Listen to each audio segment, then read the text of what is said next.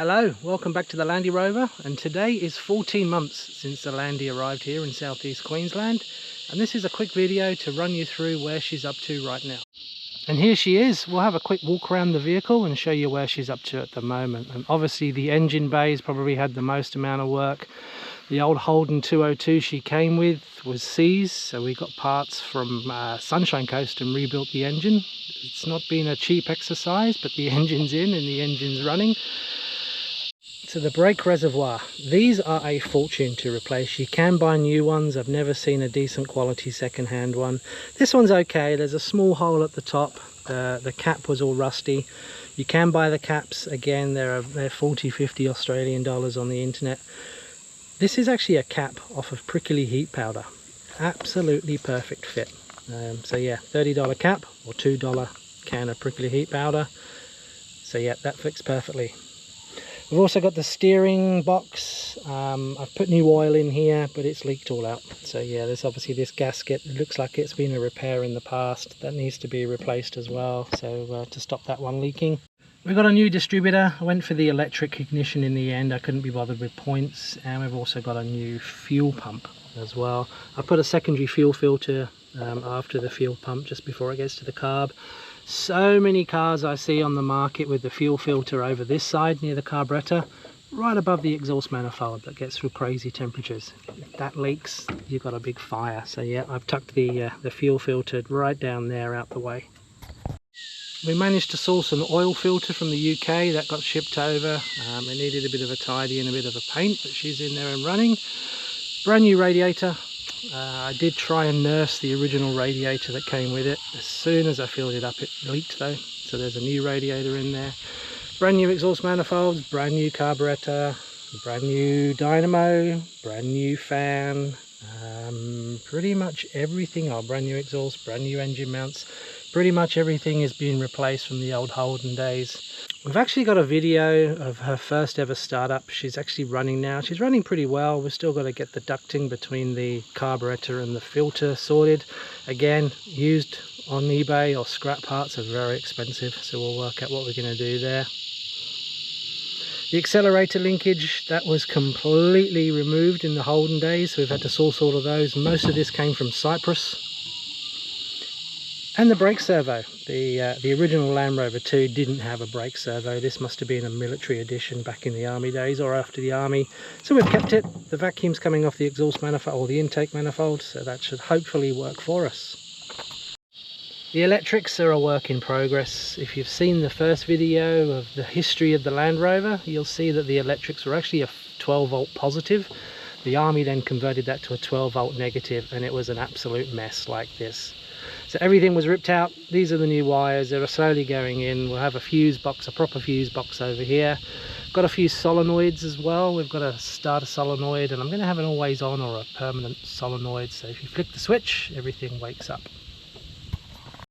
The cooling fan, I think, was an addition from the Holden days. It's working. I've reconditioned it. I've tidied it up. So it'll be nice to actually keep something original from when it arrived. So that cooling fan is installed.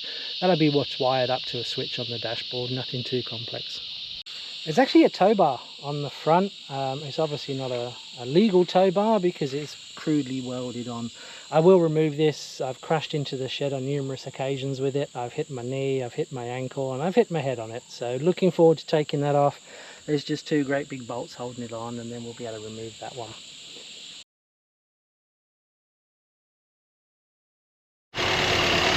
Overall, she's running pretty well. I'm very happy considering it was my first ever engine rebuild.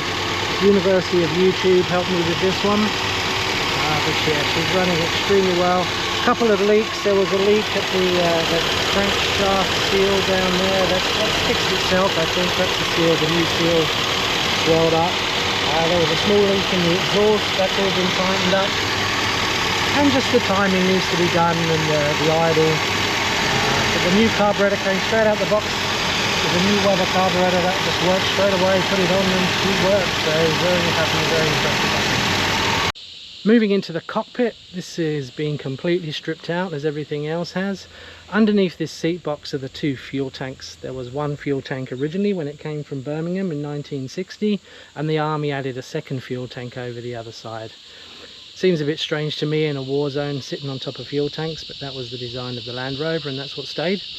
The driver's side fuel tank was able to be salvaged. That's been restored and relined. The one over the passenger side had to be replaced because it was just leaking too much and I didn't fancy welding an old fuel tank.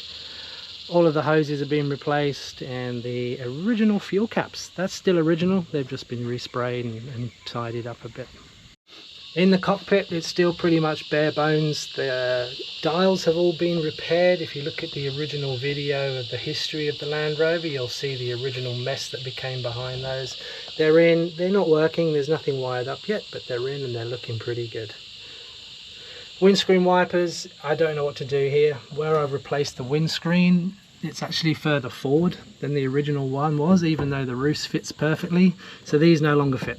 This was the original, I think this was a Series 3 design. The original Series 1, Series 2 had individual motors.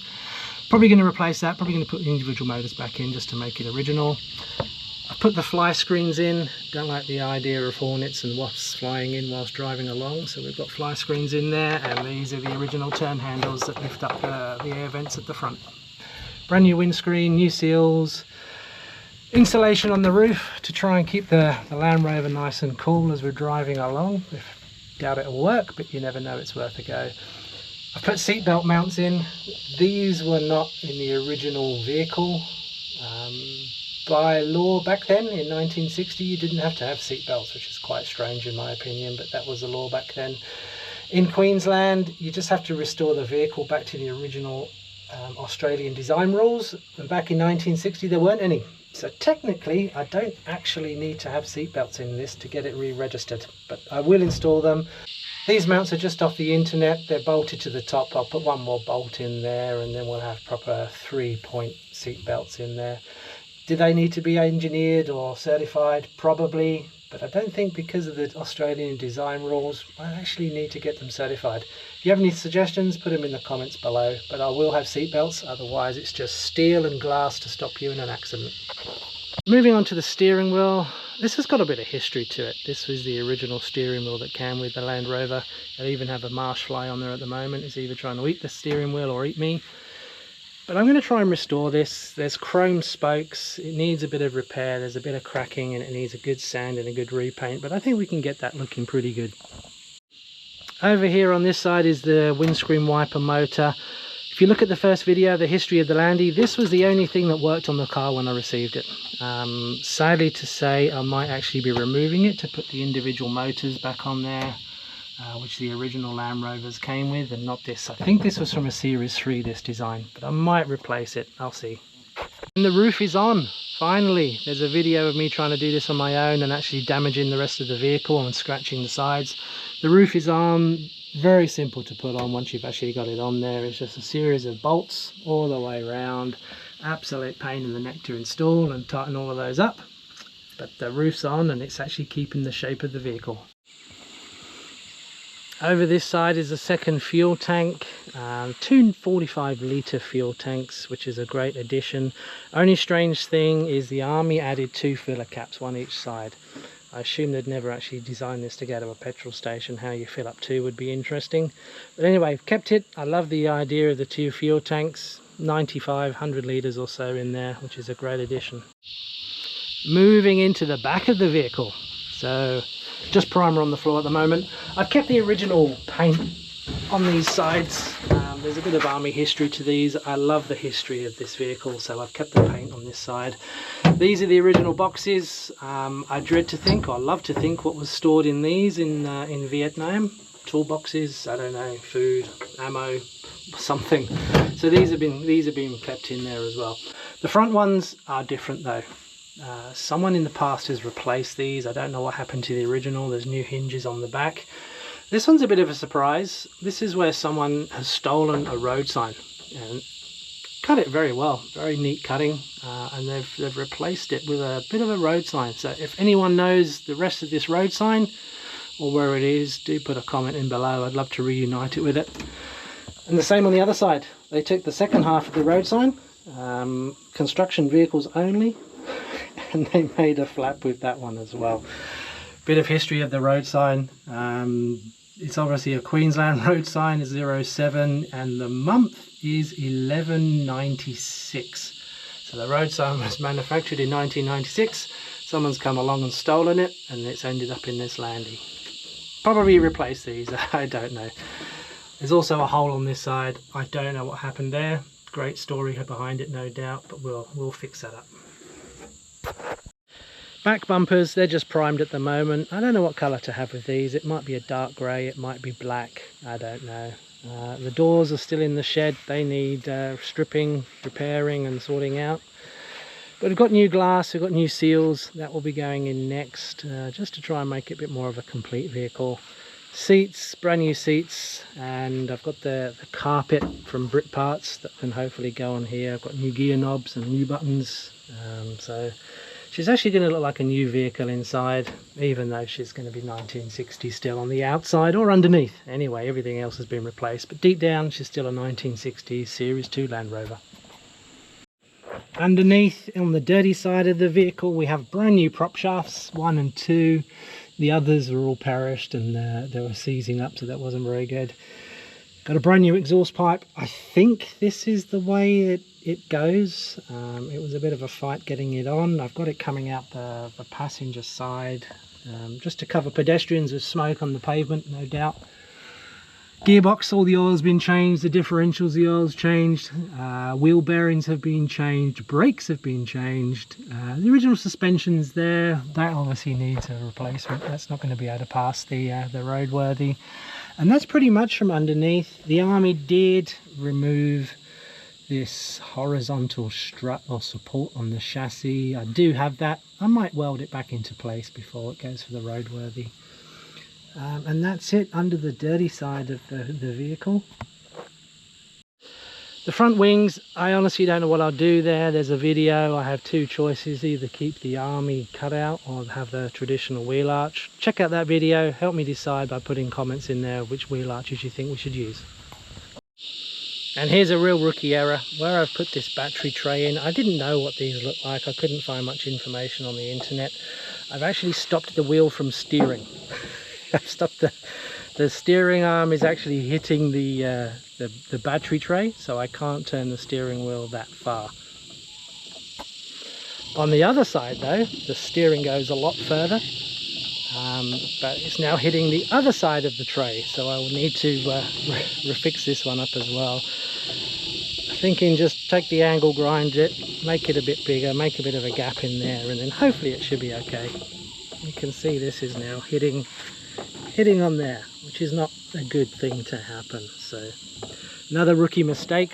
So it doesn't steer one way and then it hits the other way. So a few repairs to do there, a bit of an addition, bit of an amendment, nip and tuck, and it should all be working again.